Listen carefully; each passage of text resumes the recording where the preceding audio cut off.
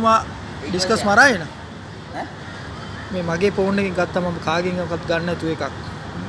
ඊට පස්සේ කිව්වා මේ ඔක්කොම ඩගස්ලට ප්‍රොෆිස් හදලා තියෙන්නේ ස්පෙෂල් ප්ලෑන් මොකක්ද කියන්නේ?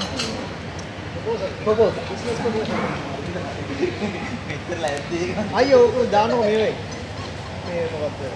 එයා ඩුක් පොලි දානවා වීඩියෝ. එයා ඩුක් පොලි වීඩියෝ දානවා.